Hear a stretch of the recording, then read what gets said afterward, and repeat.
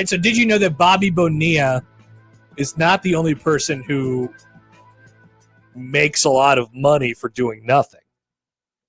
Oh. I phrased that question in an interesting way, didn't I? Sure did. I have a list. Oh, do you?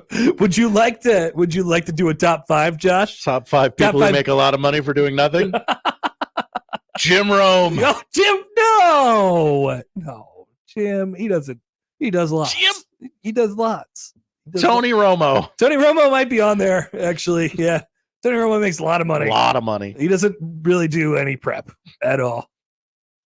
He just kind of watches the games and says, ooh, a lot. You were saying. Yeah, it's pretty much the story. Anyway, Bobby Bonilla. Happy Bobby Bonilla Day. $1.19 million. He's signed to a 5-year contract worth $29 million in 1991. At the time, that was the richest contract in team sports history.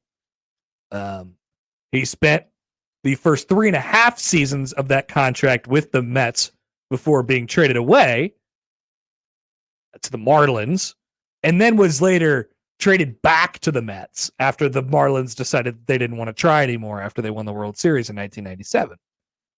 The Mets released Bobby Bonilla in January 2000. We're still on the hook for his $5.9 million salary that season. Now, this is from the CBS Sports story. Believing they were poised to make a significant profit through their investments with Bernie Madoff, Mets ownership instead agreed to defer Bobby Bonilla's salary with 8% interest and spread the payments across 25 years, starting in 2011 and going to 2035. Of course, Madoff's Ponzi scheme fell apart, and Bobby Bonilla's nearly $6 million swelled to nearly $30 million in between the years of 2000 and 2011. That $29.8 million divided by 25 equals the annual $1.19 million payment, and that's every July 1st until 2035. Happy Bobby Bonilla Day to everybody. Did you know Bobby Bonilla also gets another payment of $500,000 a year from the Baltimore Orioles until 2029? Why are we not laughing at the Orioles today? Because it's less money and it's less funny. It is. Face it, it's probably one of the only reasons why we talk about it. Number one, his name is Bobby Bonilla. It's funny. It's a funny name. It's a great name to say. Number two, like he's in the perfect baseball guy zone of like, yeah, he was pretty good, but only if you only remember him if you were alive and watching baseball during that time. Right. You would never think of Bobby Bonilla if you were like born in 2011. You're like, wow, Bobby Bonilla. No. And so that's a part of the reason why we talk about it. Also, it's the Mets. It's fun to make fun of the Mets. Did you know the Reds have paid Ken Griffey Jr. roughly $3.5 million a year every year since 2009? He will get his final Reds payment this year. He was the third highest paid Red last year. That's right. Did you know that the Boston Red Sox are still paying $2 million a year to Manny Ramirez? Oh, no, I did not know that. And will continue to do so for another 2 years. He's a guy that's kind of in that same sort of. He's above Bobby Bonilla. Oh yeah, absolutely. Yes. But if you didn't live through Manny Ramirez, kind of hard. You don't understand the essence of Manny being Manny Ramirez. Manny Wood. He took estrogen to hit home runs. He walked into the green monster. He did. Remember, he cut off that ball from left field going into the gap in left center field. He just decided to randomly cut off the throw. He was the left fielder. Who does that? That's Manny being Manny. He played at Warner Park and got out 3 times on 6 pitches. Oh, that was a good one too. Matt Holliday gets paid $1.5 million a year by the Cardinals.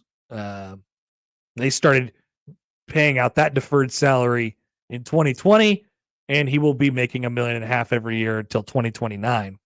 Here's the one that people will bring up more often. Chris Davis. Remember Chris Davis when he had those 2 years when he hit like 1 billion home runs? That's right. So everybody thought that Chris Davis was going to be a superstar, including the Baltimore Orioles. The Orioles have been paying him a lot of money for the last several years, will continue to pay him $3.5 million every year through 2032, and then we'll get another more than $1.5 million a year from 2033 to 2037. Whoa. Chris Davis will accumulate more than 20 million, more than $30 million over the next decade plus from the Baltimore Orioles. The Mets again deferred some money to Brett Saberhagen. Oh, that takes me back. $250,000 every year since 2004, and will continue to do so through 2028. There's obviously one very famous deferred contract going on right now, which we'll talk about in a second. But there's another one, Rafael Devers. They'll pay him $7.5 million every year from 2034 to 2043. Oh. He signed a $331 million contract, which included $75 million in deferment a couple of years ago. So that'll be, he'll be making $7.5 million every year, likely long after he retires. And then, of course, there is the best deferment of all time, or the worst, depending on your point of view. Shohei Ohtani. When is this going to be called Shohei Day? Because it's got, after Bobby Bonilla Day is done in 2034? Yeah. It's got to be Shohei Day. It rhymes. And it's perfect. And it's straight off. So Bobby Bonilla Day ends in 2034. And there'll be a big celebration that day. That's when Shohei's payments start. Oh, really? Great. So that's actually great. Shohei Ohtani, if you didn't know, makes $2 million a year right now. Literally makes $2 million now. Now he's got several endorsement deals, so he's fine.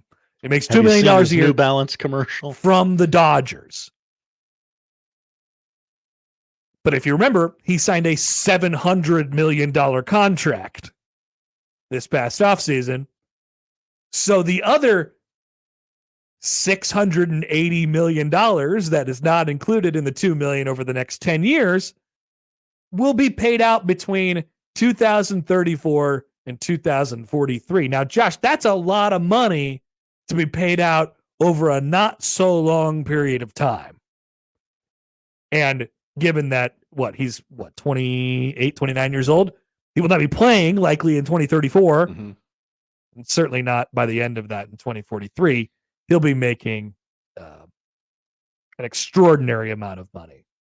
I could do the quick back of the napkin math here real quick. 680 divided by 34 to 43, 9 years. That's about $75 million a year. Shohei Ohtani has hit 26 home runs so far this year. He's getting paid $2 million. Yes. Right now, he has earned $76,923 per home run. That's awesome.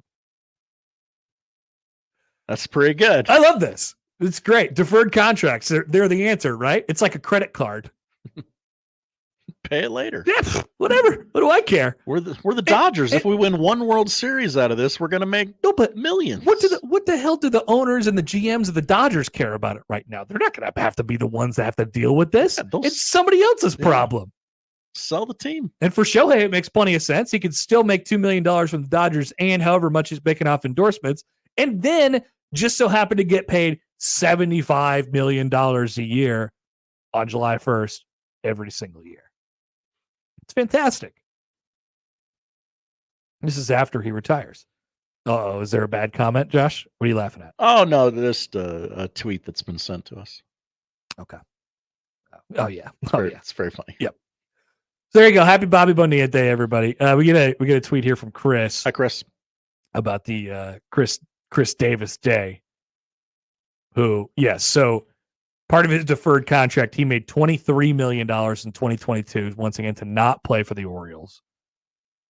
Over $9 million now through next year, and then $3 million for the next 6 after that, and then over $1 million for the next 4 after that, totaling his deferred $65 million. But once again, Shohei Ohtani will be making $680 million all after he retires. I cannot stress this to you enough. If you think the Bobby Bonilla thing is funny, you're real. Let me introduce you to Shohei Ohtani.